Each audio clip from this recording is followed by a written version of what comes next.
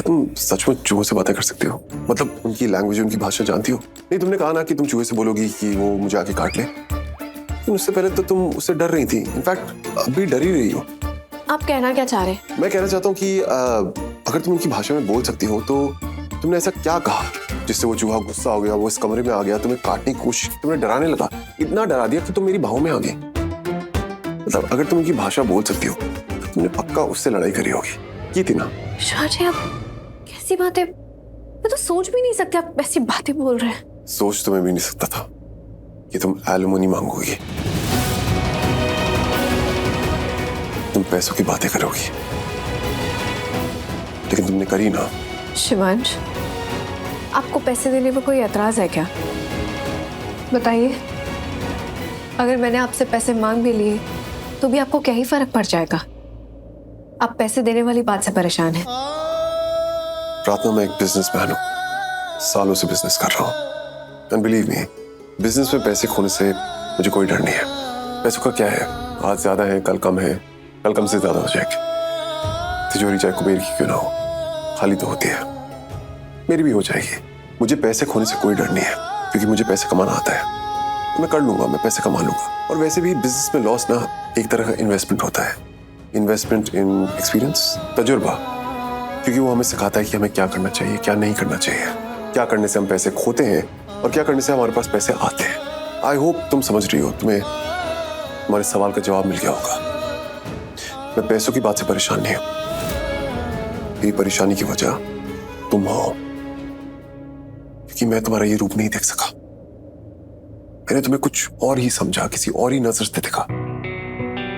शायद मैं गलत था, या मेरी नजर गलत थी। मुझे लगा था कि तुम एक बहुत अच्छी लड़की हो, जिसे ये घर, गाड़ी, पैसे से कोई फर्क नहीं पड़ता, जिसे ये सब नहीं चाहिए। लेकिन जब तुम वापस आई तब मैंने देखा कि तुम्हें सिर्फ पैसा चाहिए। शायद मेरे घर वाले तुम्हारे बारे में सही थे। तुम इस धोखे की शादी में रही, लेकिन तुम इसे निभाना नहीं चाहती थी। तुम सिर्फ पैसों के लेस में रही। तुम्हें कभी ये शादी पसंद नहीं थी। तुम कभी इस शादी में रहना नहीं चाहती थी। तुम मजबूर थी, पैसों के लिए रही, पैसे के लिए रुकी।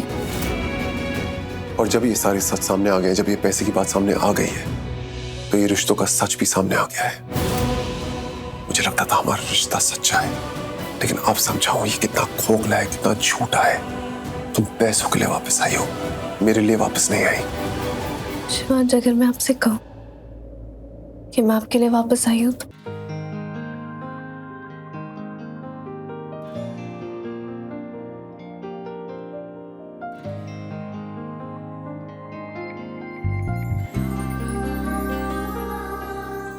तुम्हें जो बोलना है बोल लो, क्योंकि अब मैं तुम्हारी बातों में नहीं आऊंगा। क्योंकि अब मैंने तुम्हारा असली चेहरा देख लिया है। अब मैं इस मासूम चेहरे में नहीं फंसने वाला हूं। तुम्हें लगता है तुम मेरे माइंड के साथ गेम्स खेल सकती हो, पर नहीं। मैंने तुम्हें अपने करीब आने दिया क्योंकि मुझे लगा था तुम बहुत अच्छी लड़की हो, एक नेक दिल लड़की हो। लेकिन अब जब मैं सच समझ गया हूं तो मैं तुम्हें अपने करीब नहीं आने दूंगा। मैं तुम्हारी बातों में नहीं आऊंगा। मैं तुम्हें अपने माइंड के साथ गेम्स नहीं खेलने दूंगा। हमारा डिवोर्स हो रहा है, केस कोर्ट में है। तुम यहाँ एलिमनी लेने आई हो। बहुत जल्द मेरी शादी हो रही है और बहुत जल्द ये अनचाहा रिश्ता खत्म हो जाएगा। अनचाहा रिश्ता? क्या अब आप ये रिश्ता नहीं चाहते? नहीं चाहता। मैं इस रिश्ते को खत्म करना चाहता हूँ और मैं तुम्हें खुद से दूर करना चाहता हूँ। आपको पता है आप किस हद तक लोगों का दिल दुखाते हैं और उनके दिल का दर्द महसूस भी नहीं करते। मेरे दिल के दर्द को किसी ने महसूस करने की कोशिश की है? नहीं ना। मेरा दिल तो कई लोगों ने दुखाया है। किसी ने जानने की कोशिश की है कि मुझे कितना दर्द होता है? नहीं। जानती हो क्यों? क्योंकि सबको सिर्फ अपना दर्द दिखता है। और जैसे मैंने दर्द को बर्दाश्त करना सीख लिया है, वैसे ही मैंने लोगों को बर्दाश्त करना सीख लिया है। मैं जानता हूँ दर्द देने वालों के साथ कैसे डील करते हैं, गलती करने वालों को सजा कैसे देते हैं। और इस दुनिया में सबसे बड़ी गलती किसी का दिल दुखाना है।